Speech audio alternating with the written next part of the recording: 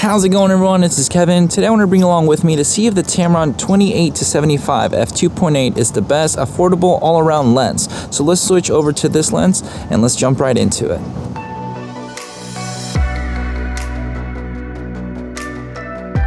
Alright, so now we are using the Tamron 28-75. As you can see, it's going to be a little bit more closer to my face, meaning because my last lens was a 20mm lens, so it was a lot wider, but I'm trying to test out to see if this would be a great lens to have as a one lens for everything if I'm on the road or if I'm traveling and I want to travel light. So I'm just going to see how good this lens can work. So long story short, I got this lens recently because I got it used off of eBay. I did a little bit of a bidding thing and decided to get it after waiting on it for so long. I was debating to get either this lens or the Sigma 24-70 because I like that focal range and I've heard great things of both lenses. Obviously with a 24-70 you get a little bit wider, which could be great for vlogging style like this. So that's why I wanted to test out to see if this would be a good setup to vlog with and or take photos while I'm on the go. So now the ultimate reason why I didn't get the Sigma was really because of the price point. It didn't really make much sense for me to spend about $1,100 when it came down to a lens that would just be a little bit wider, and I do have my 20mm lens that is fairly small, so if I really needed to get that extra wideness I could just use that lens. So for me that wasn't really the biggest selling point. I wanted to save a bit of money when it came down to this lens since I would mainly use it for traveling, so if it does get messed up I'm not hurting so much and I don't feel too guilty of it breaking, but I still want to take care of it the best way that I can.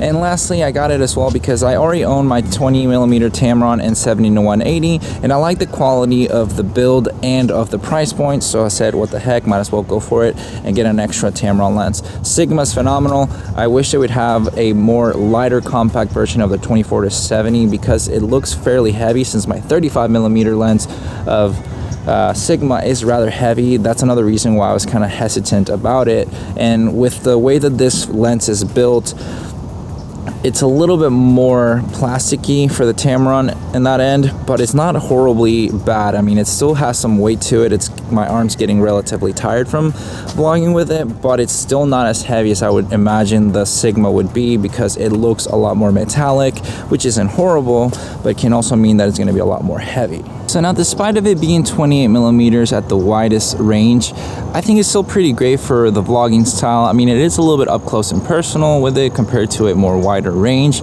but I still think it serves its purpose to be an affordable all-around lens that you can take and not have to worry about too much of changing lenses because the 28mm focal length is still fairly wide. Obviously, the 24mm would be a little bit wider when it comes onto the Sigma, but despite of all that, I still think that it looks pretty fine right now. I kind of set up my little gorilla pod right there, but I'm standing as close as I would be if I was holding it out just because my arm got a little bit tired.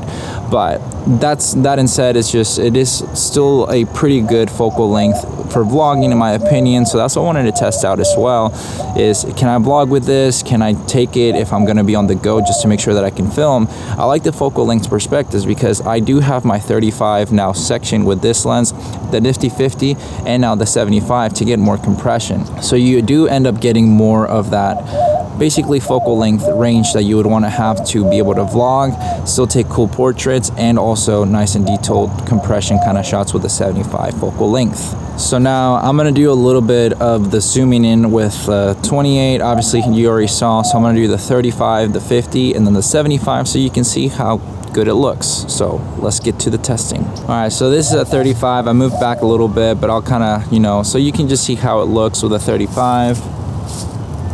Looking around just to make sure, testing it out and seeing how it looks. So I think it's pretty cool right away. I mean, I like this is how much closer I could get so that you could see.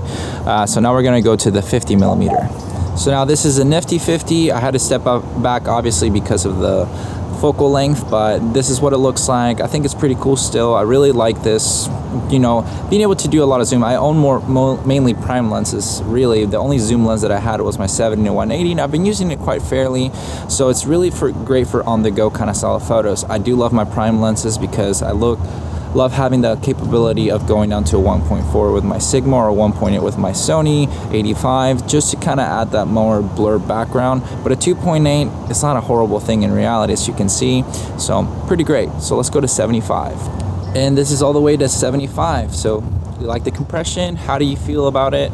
I think it's pretty great in all honesty from what I was able to see right off the bat. I mean, 75 to 85 it's a big of a difference, but not as much just yet. You can also still see the good compression at a 75 focal length. So pretty great in overall, in my opinion, when it comes down to these focal length for video. So we're gonna take a couple photos now to see how each focal length looks and go from there. So here we're going to be taking a couple photos, just sitting down, nothing too crazy. I was trying to get creative with the pose, but it just wasn't kind of feeling too right. So I just wanted to take this shot with a 28mm focal length at 2.8, and don't mind my posture here, but here's a shot. Now we're on to the 35mm focal length, one of my favorite focal lengths to have. That's why I love my 35 Sigma. It's really great for when it comes down to overall shooting. So this is something that I wanted to test out to see how great it would look at 2.8 aperture. So here you go. And now we're moving on to the nifty 50. This is the most popular focal length because the prime lenses at 50mm are pretty inexpensive. So I wanted to see how good that 50 would look. So here is a shot I was able to get.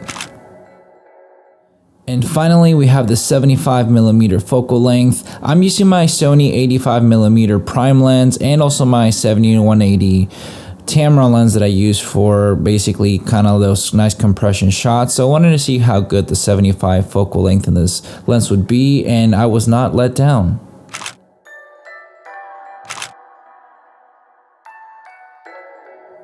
Now we're moving on to portraits, focusing more on basically kind of like facial features. This is at a 28mm focal length, not the ideal for portraits, but I still think that it turned out pretty great.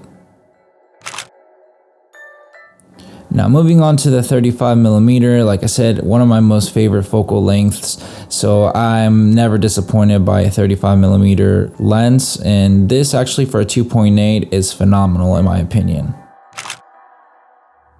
And now we're off to the nifty 50. It's one of the most popular focal lengths because the prime lenses are relatively inexpensive. So it's a really great step up to get your first prime lens in this focal length for the price point.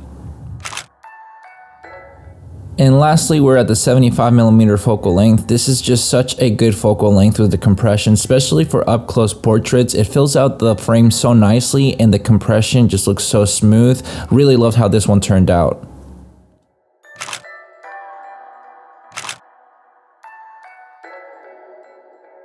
And there you go, those were all the videos and photos I was able to take. So let me know what you think about this lens. Overall for me, I think it's a phenomenal lens that I see myself using more often than what I really would think, because I'm always on the go. So if I can kind of bring and condense down my kit whenever I want to make these videos for you guys, this would be a great lens to just bring out and only use it for the videos and the photos that I want to take to showcase for you guys. And for the price point, you can't really beat it. I mean, it is a 28-75, so you don't get that super wide length, but at the same time the 28 is more than wide enough to do these kind of vlogs that I would want to make for you guys and for on the go for quickly.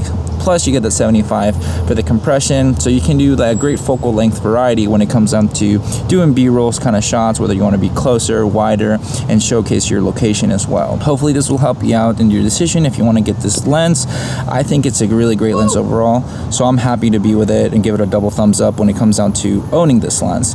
I'm happy that I was able to find it for a lot cheaper, so I'm happy that I can share this information with you guys. At the end of the day, it's all about just sharing the information that I learned to you guys to hopefully make it life easier when it comes down to buying new lenses or learning some techniques for editing or photos and videos kind of style. So, and if you're into that, make sure to give a follow down below. But with all that said and done, guys, thank you so much for watching this video. Make sure to like and subscribe, share this video with a friend, and I'll catch you guys in the next one. See ya.